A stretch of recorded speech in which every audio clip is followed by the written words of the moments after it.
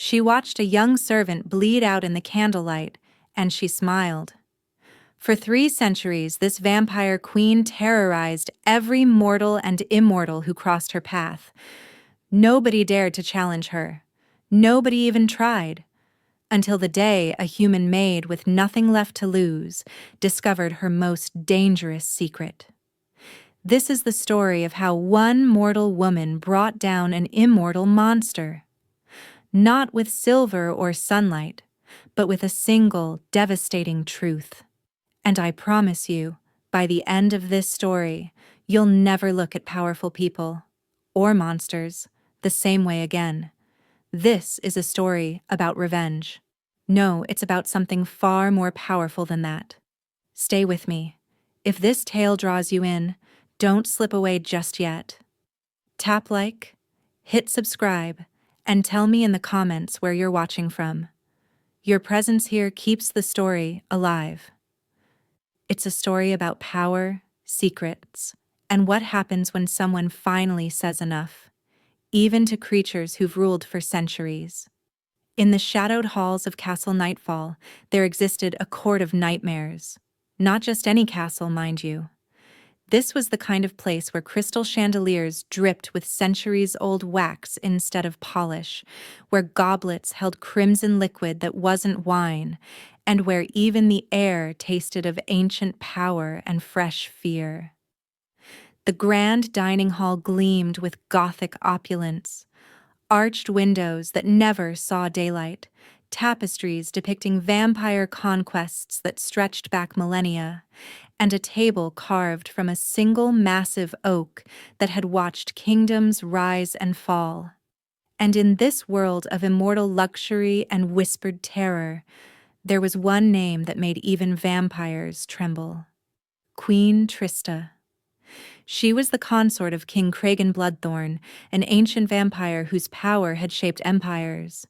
His court included the realm's most dangerous immortals: Athanasius, Vincendo, Idris, Acheron, Sylvan, and Brendan. Male vampires, whose names alone could empty villages. The female vampires: Ianira, Carmilla, Victoire, Mallory, Radella, and Zella, circle the court like elegant predators in their Renaissance gowns and jeweled tiaras, beautiful and lethal. But it was Queen Trista who truly ruled through fear. Draped in a golden gown that seemed to glow against her deathless pale skin, she wore her crown like a weapon. Every gesture was calculated cruelty. Every word was a carefully sharpened blade. The court whispered that she was ancient nobility, turned during the Renaissance, of royal blood even in her mortal life. They said her lineage stretched back to kings and queens, that immortality had merely confirmed what her birthright always promised. The human servants knew better. They knew her true nature. There was Tavion, a young man drained slowly and discarded, because he dared meet her eyes for just a moment too long. She didn't just kill him. She made him suffer for hours while the court watched their feast. And according to those who witnessed it, those who survived to whisper the tale, she smiled throughout. That smile never reached her ice-cold eyes. That's who Queen Trista was. Into this world of eternal darkness and ancient monsters walked Sheyla, a 28-year-old woman with hollow eyes and nothing left to lose. 3 months ago, she'd been a scholar's apprentice, studying ancient texts in a monastery library, her hands stained with ink instead of blood. Then vampires raided her village one moonless night. They killed her family. They burned her world. They dragged the survivors to Castle Nightfall as servants, cattle with enough intelligence to polish silver and pour blood into crystal goblets. Now she wore the plain black dress and white apron of a blood servant, her scholar's hands trembling as she learned which goblets were for wine and which were for something far darker, far more terrible. She had no idea she was about to face the most dangerous predator in the castle, or that her scholar's mind held exactly the weapon needed to destroy her. The first thing Sheyla learned about Castle Nightfall was that screaming accomplished nothing. The stone walls had absorbed 3 centuries of human terror. They didn't echo anymore. They simply swallowed the sound and waited for the next victim. She'd arrived on a night thick with fog, chained alongside 11 other survivors from her village. The castle rose from the mountainside like a crown of thorns, all Gothic spires and arched windows that gleamed with candlelight but never warmth. Inside, the grand dining hall took her breath away, not with beauty, though it was beautiful in a terrible way, but with the sheer weight of immortal power that hung in the air like incense. Crystal chandeliers the size of carriages dripped with wax that had accumulated for decades, maybe centuries. Tapestries depicted battles where vampires tore through human armies like wolves through sheep. The dining table stretched the length of the hall, carved from black oak and set with goblets that caught the candlelight with an unsettling red gleam. And seated at that table, night after night, were the creatures who ruled this realm of eternal darkness. King Cragen Bloodthorn sat at the head, ancient beyond measure, his face sharp and beautiful in the way of broken glass. He rarely spoke. He didn't need to. Beside him, the male vampires, Athanasius with his scholar's eyes, cruel Vincendo who smiled too much, brutal Idris, cold Acheron, silent Sylvan, and watchful Brendan, formed a council of nightmares. The female vampires were no less terrifying. Ianira moved like smoke. Carmilla's laugh could freeze blood. Victoire, Mallory, Radella, and Zella circled the court in their Renaissance gowns like elegant vultures, their beauty a weapon as deadly as their fangs. But it was Queen Trista who commanded the room's absolute terror. Sheyla first saw her during the servants' orientation, when the head servant, Jacqueline, was explaining the rules. Never meet their eyes, never speak unless spoken to, never, ever displease Queen Trista. The queen entered like a descending storm. Her golden gown seemed to generate its own light against her marble-pale skin. She wore her tiara not as decoration, but as a crown of authority. Each jewel carefully chosen, each angle deliberate. Everything about her screamed nobility, the way she held her head, the precise movements of her hands, the aristocratic disdain in her ice-blue eyes. "You," Trista said, stopping before a young servant girl named Chiara. "Your curtsy was insufficient. Too shallow. Too quick. Do you think I deserve such common respect?" Chiara's voice shook. "No, Your Majesty. I'm sorry, Your Majesty." "Sorry?" Trista's smile was surgical. "Sorry is what peasants say when they spill ale. You have insulted royalty." She turned to Jacqueline. 10 lashes. Let her learn proper respect." Chiara was dragged away sobbing. The queen returned to her meal as though nothing had happened. But Sheyla had noticed something. The way Trista emphasized royalty. The way she performed her nobility like an actress who'd memorized every gesture. The other vampires were casually cruel, but Trista's cruelty had purpose. It was protective. Even monsters, Sheyla thought, shouldn't need to prove themselves so desperately. 3 weeks into her servitude, Sheyla learned that fate had a cruel sense of humor. The servant assigned to the royal table, a quiet man named Garrison who'd survived 6 months through perfect invisibility, fell suddenly ill. Or, perhaps, not so suddenly. In Castle Nightfall, convenient illnesses often preceded inconvenient questions. Jacqueline found Sheyla in the servants' hall, polishing silver that would never see sunlight. The head servant's face held the expression of a woman sending a soldier to certain death. "You're on the royal table tonight." The other servants stopped their work. Bailey, who'd become something like a friend, reached out and squeezed Sheyla's hand. Sonny closed his eyes as if in prayer, though prayer seemed pointless in a castle ruled by creatures who'd outlived most gods. Even young Annie, who'd arrived just days ago, understood enough to look terrified on Sheyla's behalf. I understand, Sheyla said, and meant it. She'd studied the protocols obsessively, the way she'd once studied ancient texts. Blood temperature exactly 98 degrees, crystal goblets filled precisely 3/4 full. Approach from the left, retreat from the right. Never meet their eyes, never speak first. Never show fear, though that last rule seemed impossible for most humans. The feast that night was particularly grand.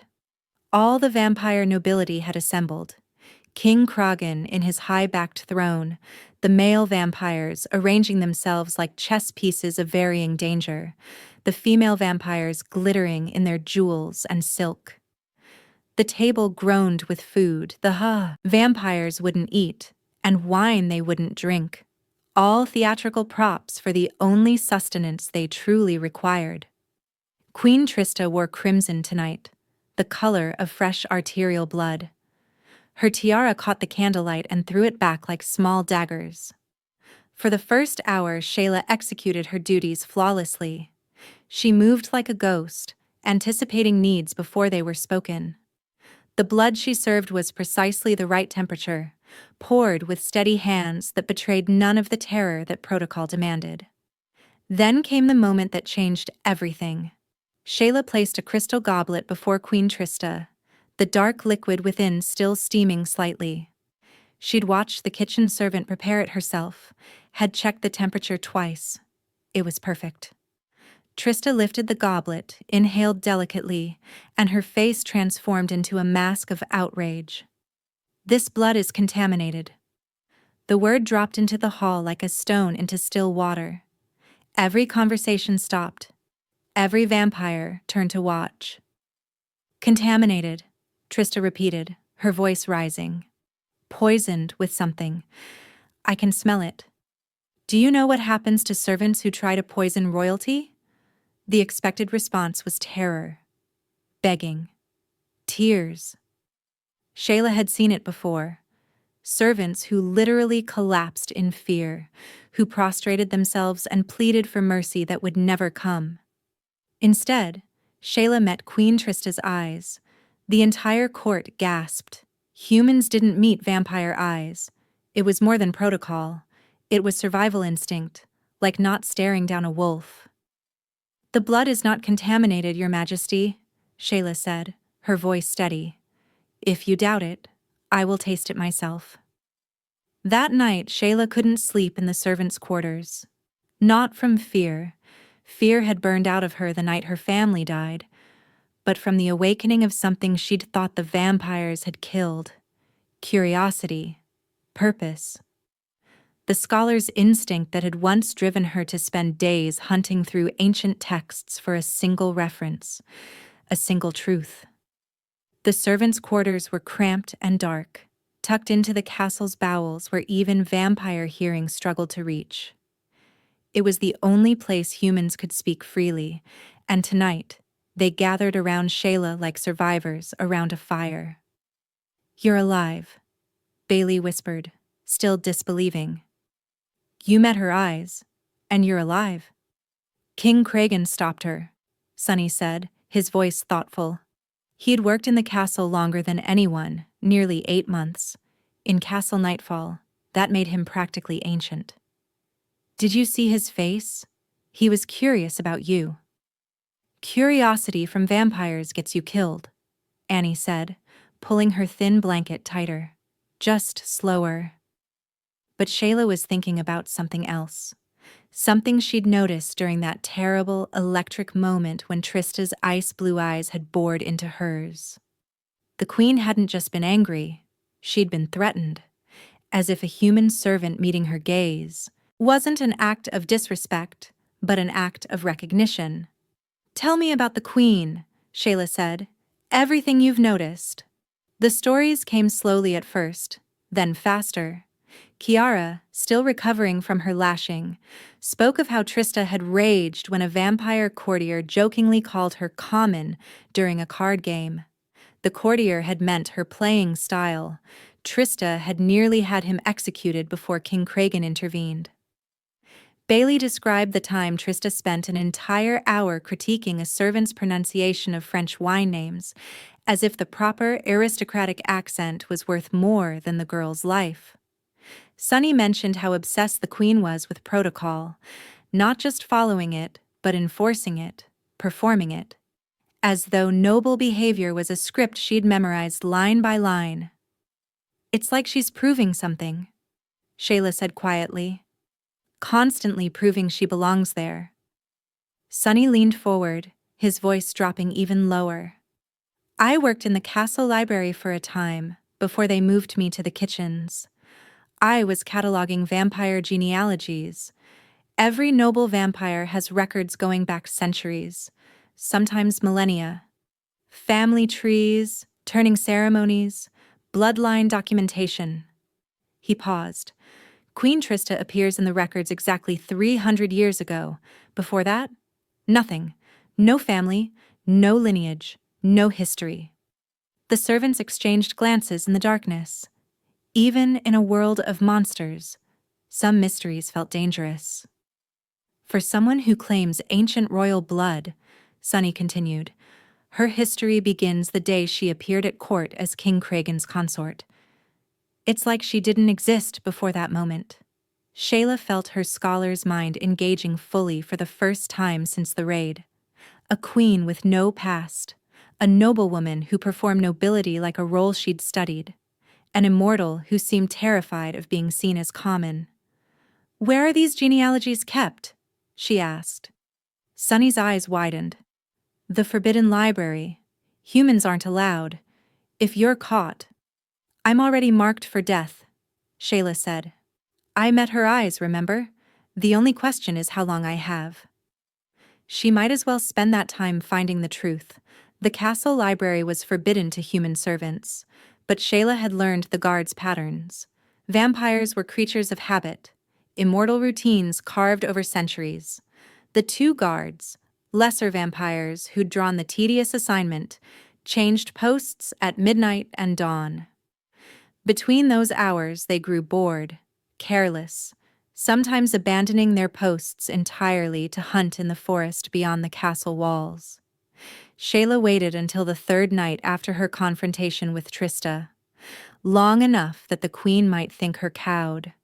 Short enough that her courage hadn't completely abandoned her. The library door opened silently. Someone had oiled the hinges recently. Perhaps another servant on an unauthorized errand. Inside, the darkness was absolute, until Shayla's stolen candle pushed it back, revealing a chamber that took her breath away. Floor-to-ceiling shelves stretched into shadows her small light couldn't penetrate, books bound in leather, some of it disturbingly supple, possibly human, lined every surface. The smell of old parchment and something else, something copper-sweet like old blood, filled the air. The genealogy section occupied the library's heart. Vampire families treated their lineages like other cultures treated holy texts. Sheyla found elaborate family trees going back millennia, illustrated with blood-ink drawings of long-dead patriarchs and matriarchs, House Bloodthorn, House Nightshade, House Ravenclaw. Each tree branched and twisted through centuries of carefully documented turnings, marriages, and bloodline mergings. She searched for Queen Trista first, then House Ravenscroft, the noble line the queen claimed as her mortal heritage. She found references to the real Lady Trista Ravenscroft easily enough, a wealthy noblewoman who died in 1689 of smallpox. The records were meticulous. No vampire turning, no continuation of the line. The real Trista Ravenscroft had simply died and been buried. Her house eventually absorbed into other families through marriage. No connection to the current Queen Trista at all. Shayla's hands trembled as she turned pages. If the queen's claimed identity was false, then who was she? What was she hiding? She shifted strategies, moving to the execution records.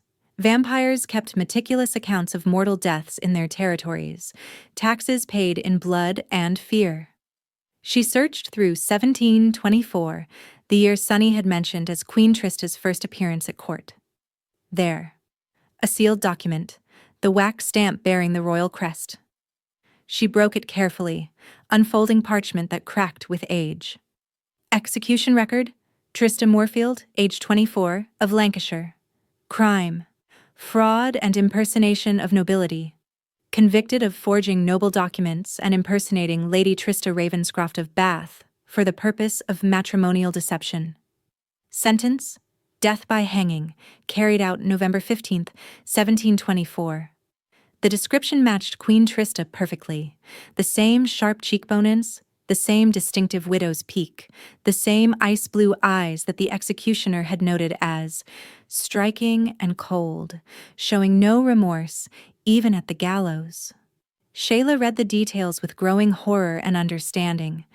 Trista Moorfield had been a common-born woman who'd studied noble families obsessively, forged documents claiming she was the deceased Lady Ravenscroft, and nearly married a wealthy lord before being discovered.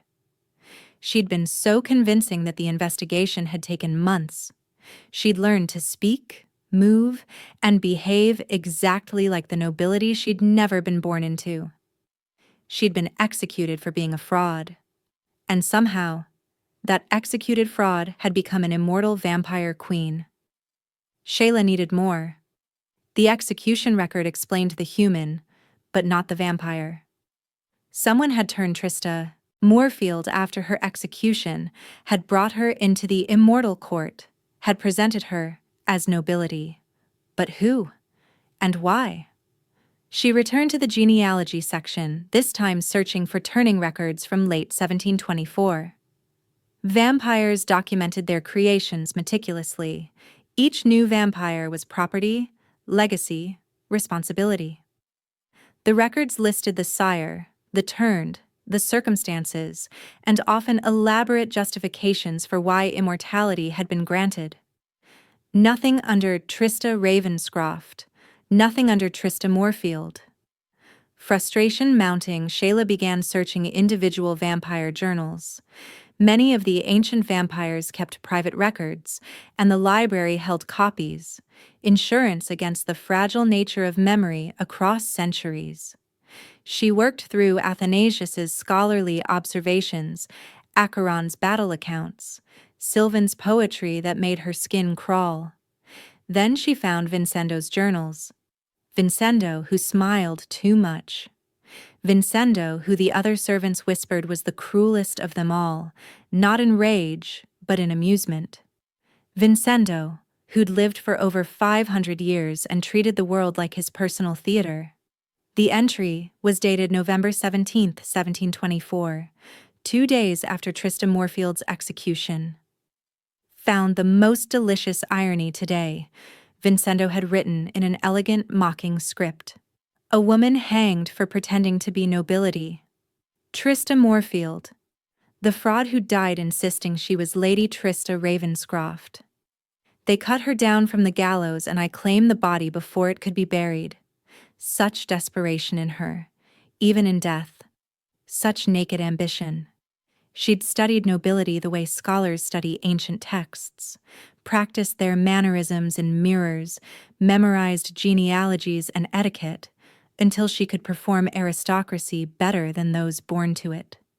Sheyla's heart pounded as she read on. I turned her as a joke. Can you imagine? An executed commoner, a convicted fraud, becoming an eternal vampire. I presented her to court as Lady Trista Ravenscroft to see if anyone would notice. No one did. She played the role perfectly. She'd literally died for it after all. The desperation that got her hanged now serves her immortality. She performs nobility with such conviction that even ancient vampires believe it. The next entry was dated months later. Trista takes her false identity so seriously now that I dare not tell her the joke. She's built her entire existence on the lie, become more rigid about protocol than vampires with actual noble blood. When someone questioned her lineage at court last week, I thought she might actually kill them. The fear in her eyes, not of death, but of exposure, was exquisite. 300 years from now, she'll still be protecting this lie. The greatest fraud in vampire history. Hiding in plain sight as a queen. Vincenzo's final note was dated just 2 years ago. Sometimes I watch Trista and wonder if she even remembers the truth anymore. Has the lie become her reality? Does she truly believe she was born Lady Ravenscroft? The human mind is fragile even in immortality. Perhaps the greatest joke is that she's forgotten she's living one. Sheyla sat back, the journal trembling in her hands. Every act of cruelty, every obsession with protocol, every rage at being called common. It all made terrible sense now.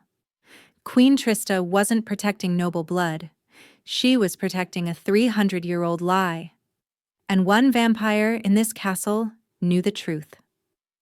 Trista noticed the change in Sheyla immediately. Vampires didn't survive centuries without learning to read the subtle shifts in prey, the difference between genuine terror and performed submission, between broken spirits and those merely biding time. The human servant girl had returned to her duties after their confrontation, but something was different. The fear was gone. In its place sat a quiet confidence that made Trista's ancient instincts scream danger. She watched Sheyla move through the dining hall, serving blood with steady hands, meeting no one's eyes but somehow seeing everything.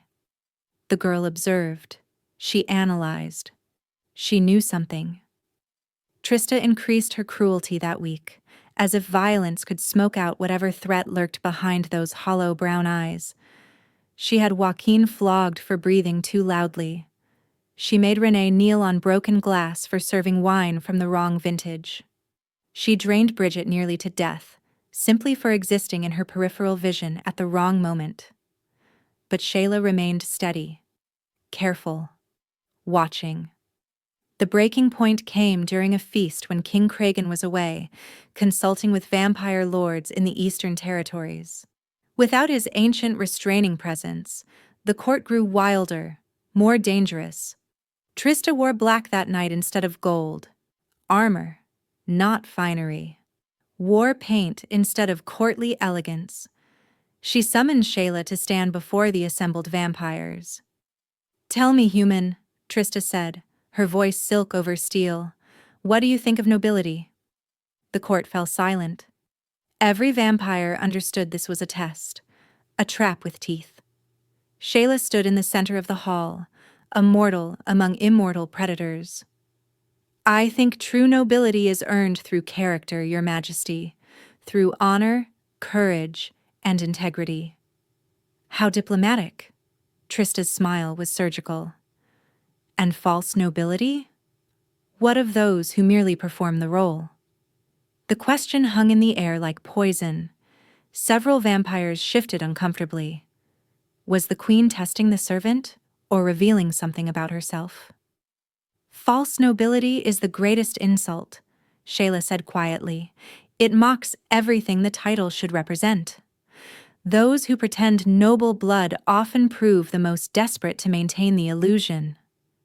Trista's goblet shattered in her grip. Blood splattered across her black gown like accusations. "And what would you know of nobility, servant girl?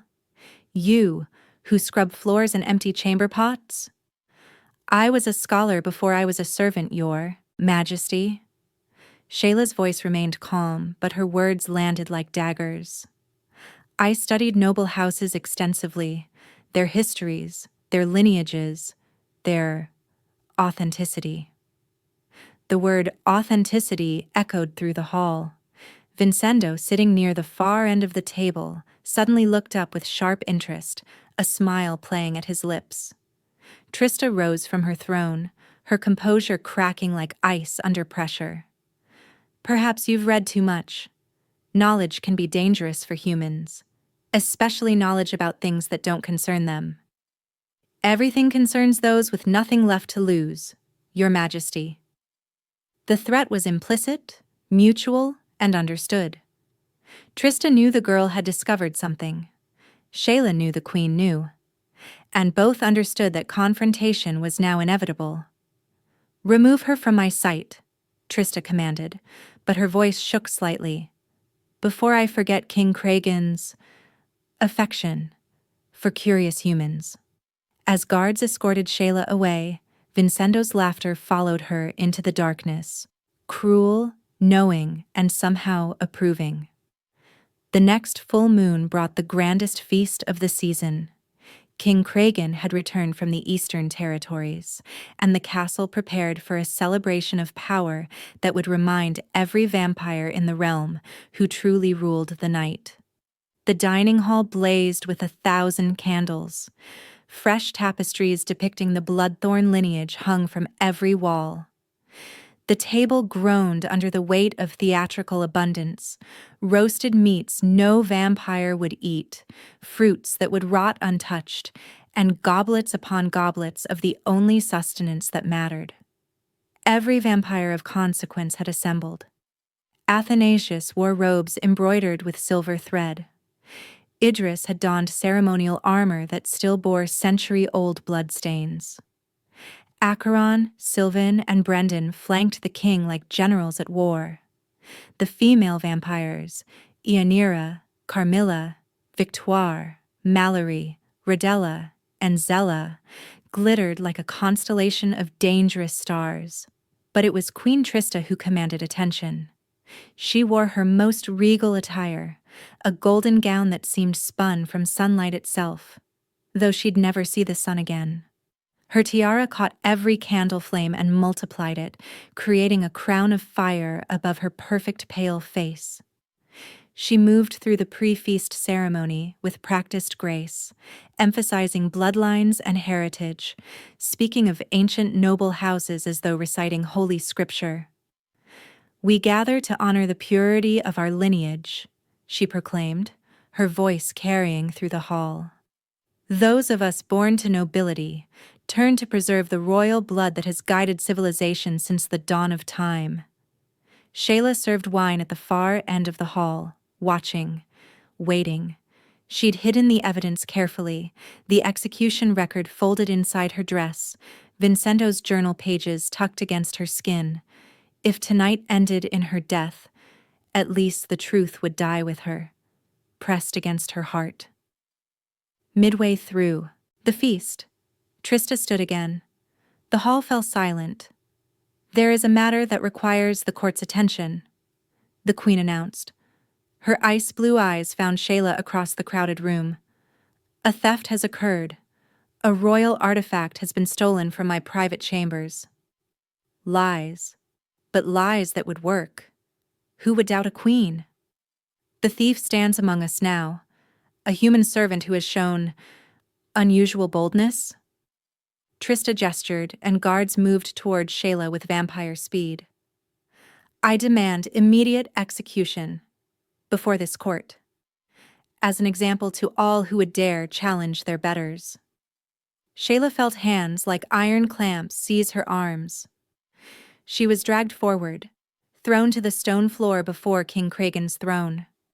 The ancient vampire regarded her with those timeless eyes, curious and cold. "Do you have any defense?" he asked, his voice like wind through a crypt. This was it. Truth or death. Perhaps truth and death. Sheyla met his gaze, the second time she'd dared meet a vampire's eyes. "I am guilty of theft, Your Majesty. I stole knowledge from the Forbidden Library." The court erupted in shocked murmurs. Trista's face transformed with triumphant rage. "You admit it. Execute her now." "I learned," Sheyla continued, her voice rising above the chaos, "that Queen Trista is not who she claims to be." King Kragen raised one pale hand. The hall fell silent as a tomb. "Let the human speak," he said, leaning forward with terrible interest. "I would hear this."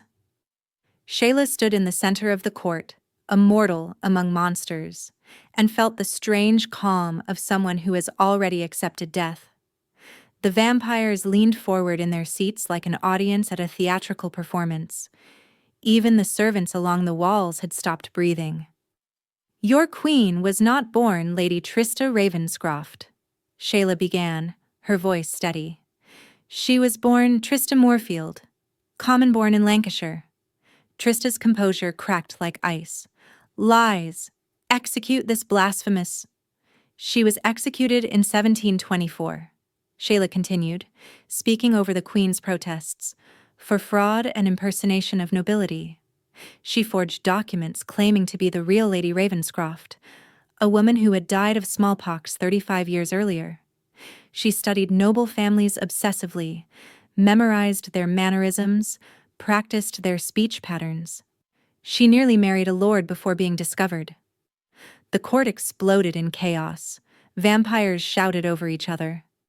Trista was screaming denials, her carefully constructed aristocratic mask shattering into something raw and desperate. But Sheyla's eyes had found Vincendo. The ancient vampire sat perfectly still, a smile playing at his lips. Not cruel now, but fascinated, as if watching a play reach its climax. "You know the truth, don't you?" Sheyla called to him across the hall. "You were there. You're the one who turned her." Every eye swiveled to Vincendo. The ancient vampire's smile widened into something genuinely amused. "King?" Cragen's voice cut through the noise like a blade. "Vincendo, speak." Vincendo stood, and his laughter filled the hall. Rich, delighted, the sound of someone who'd been holding a secret for 3 centuries and finally got to tell it. "Oh, this is magnificent. Better than I'd ever hoped." He turned to face Trista, whose face had gone whiter than death. "Yes, I turned her. I found her body hanging from the gallows, this common-born fraud who died pretending to be nobility. The irony was too delicious to waste." The court had gone deathly silent now. Trista stood frozen, her queenly performance completely abandoned, looking exactly like what she was, a terrified girl caught in a lie. "I presented her to court as Lady Trista Ravenscroft," Vincendo continued, enjoying every word. "I wanted to see if anyone would notice. No one did. She was too perfect. She'd literally studied nobility until it killed her. 300 years, and she's been protecting that lie every single day." He laughed again. "I wrote about it in my journals. The greatest fraud in vampire history, hiding in plain sight as a queen." Sheyla pulled the documents from her dress. The execution record, the journal pages. November 15th, 1724, Trista Moorfield, hanged for impersonating Lady Trista Ravenscroft. November 17th, 1724. Vincendo's journal entry describing how he turned the fraud as a joke. She read aloud from the execution record, her voice clear. Every detail matched: the age, the crime, the description. Then Vincendo's own words, damning and undeniable. Trista's breakdown was complete. 3 centuries of careful construction collapsed in moments. She screamed denials, but they sounded hollow against written evidence and Vincendo's laughing confirmation. King Cragen rose from his throne, ancient and terrible. 3 centuries of lies, Trista Moorfield," he said, using her true name like a weapon. 3 centuries of deception in my court." Silence fell over the court like a burial shroud. For a long, terrible moment, no one moved. 3 centuries of established power hung in the balance, trembling on the edge of collapse. Trista made one final, desperate attempt to salvage her crumbling throne. "These records are forged," she said, but her voice had lost its regal command. It cracked, revealing the frightened human girl beneath the immortal queen. "This servant, this scholar. She's clever enough to create false documents. Vincendo lies for his own amusement. He's always been—" "Cruel," Vincendo interrupted, his smile widening. "Oh yes, but not a liar. Not about this." He turned to the assembled court. "I've watched her for 300 years, performing nobility like a woman perpetually on trial, every gesture rehearsed, every word calculated. I found it entertaining. The fraud who became a queen, living in constant terror of exposure. Other vampires began speaking now, memories surfacing like bodies from deep water. Athanasius mentioned how Trista had always avoided discussions of her mortal life, deflecting questions about her supposed noble childhood.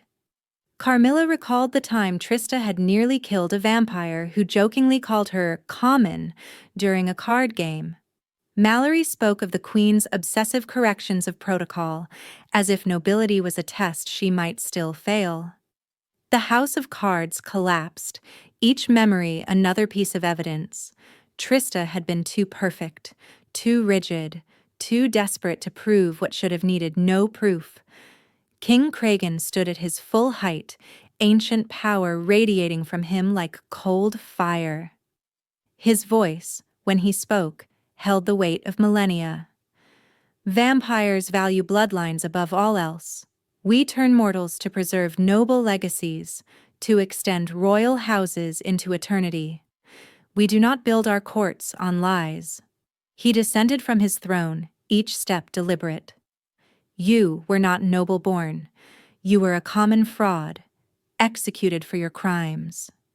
Vincendo turned you as a joke, not to honor nobility, but to mock it. Please, Trista whispered, and the word destroyed whatever remained of her queenly facade. Please, I've served you for 3 centuries. I've been a good queen. You have been nothing, Kragan said coldly. Nothing but a performance, a lie wearing a crown. He reached up and removed the tiara from her head. You are queen no longer, Trista Moorfield. The name, her true name, echoed through the hall like a death sentence. The vampire court's rejection was immediate and absolute. Vampires who had bowed to her for centuries now looked at her with disgust and embarrassment. She was worse than common. She was a fraud. The ultimate violation of everything their culture valued. An impostor who had made fools of them all? Trista looked around the hall, seeing only contempt where once there had been fear. Her carefully constructed identity lay in ruins. 3 centuries of desperate performance, ended by truth, and a human servant with nothing left to lose. She fled. Not with grace or dignity, but with the desperate speed of someone pursued by every demon she'd spent lifetimes denying. The great doors slammed behind her, and the immortal queen disappeared into the night. Alive, but utterly destroyed. The curse was broken. In the weeks following Trista's banishment, Castle Nightfall changed in ways both subtle and profound. The air itself felt different, as though 3 centuries of accumulated tension had finally been released. The vampires still drank blood, still ruled the night with immortal power, but the particular cruelty that had defined Trista's reign began to fade like a bad dream. King Kragan summoned Sheyla to his private chambers on the 7th night after the revelation. She went expecting death, delayed perhaps, but inevitable. Instead, she found the ancient vampire surrounded by books, studying the very documents she'd used to expose his queen. You could have used this knowledge to blackmail her, he said without preamble. Secured your freedom, perhaps even wealth. Instead, you exposed her publicly before the entire court. Why? Sheyla met his ageless eyes. Because her power was built on fear. The only way to end it was truth. Blackmail would have given me leverage, but it wouldn't have freed anyone else. Every servant who came after me would still suffer. Something like respect flickered across Kragan's pale face. You think like someone who's lived centuries, not decades. You understand power better than most vampires. He gestured to the library of ancient texts surrounding them. I'm offering you a position as castle historian and archivist. You'll document our true lineages, maintain our records, and ensure that no more lies take root in my court. The offer stunned her. You want a human to keep vampire history? I want someone who values truth above survival. That's rarer than you think, even among immortals. His smile was cold but genuine. Besides, you've already proven you're willing to die for accuracy. That's exactly the kind of archivist I need. Sheyla accepted, and slowly, carefully, began to build a new life from the ruins of her old one. She moved from the cramped servants' quarters to a small room adjoining the library, her days filled with ancient texts, genealogies, and the meticulous work of separating truth from centuries of accumulated myth. The other servants regarded her with something approaching awe. Bailey brought her extra food from the kitchens. Sunny helped her catalog the more dangerous texts. Even newcomers like Garrison, Joaquin, Renee, and Bridget whispered her name with reverence, the human who brought down a vampire queen with nothing but truth. The treatment of servants improved gradually. Vampires still fed, still ruled, still reminded humans of their place in the castle's hierarchy. But the casual, performative cruelty that Trista had wielded like a scepter diminished.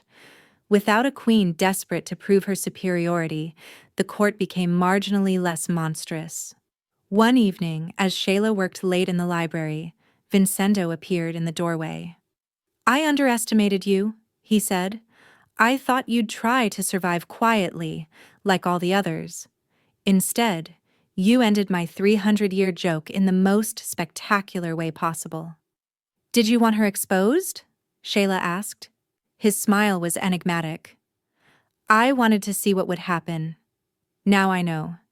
Even immortal lies eventually meet their mortal end."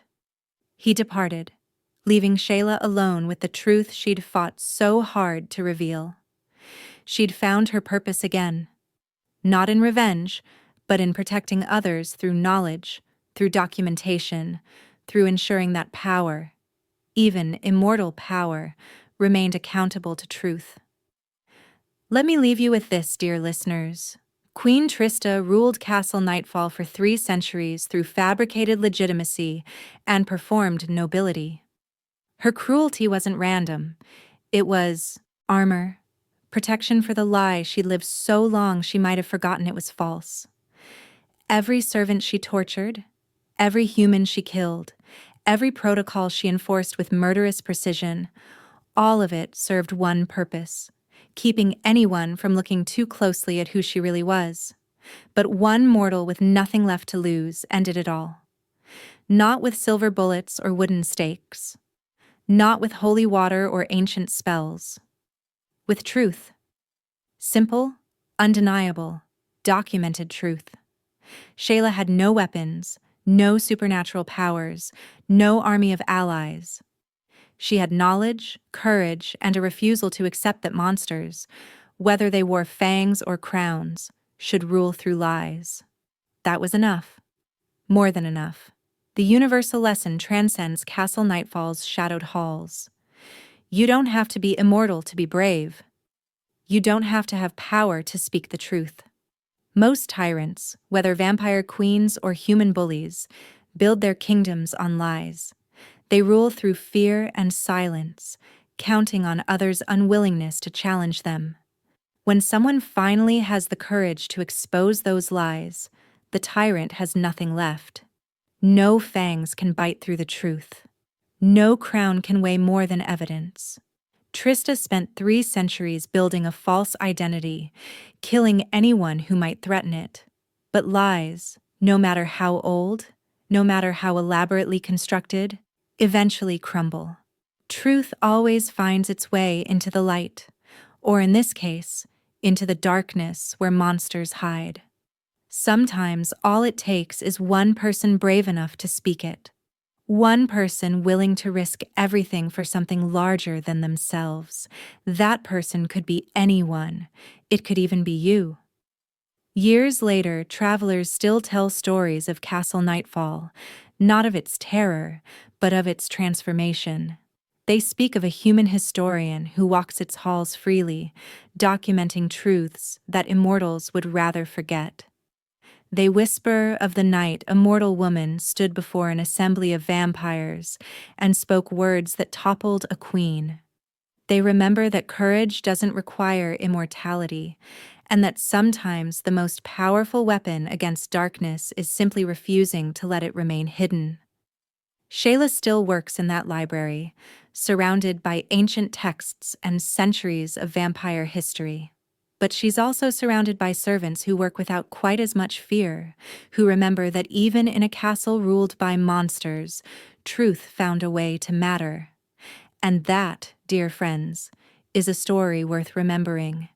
If this story moved you, if it reminded you that truth and courage can triumph even against impossible odds, hit that subscribe button below. Leave a like if you believe that standing up to bullies, mortal or immortal, matters. And drop a comment telling me where you're watching from and whether you've ever had to speak truth when it felt dangerous to do so. Your story might inspire someone else to be brave when they need it most. Until next time, this is Vespera Stories, reminding you that the most powerful weapon you possess is the courage to speak truth, even when monsters are listening.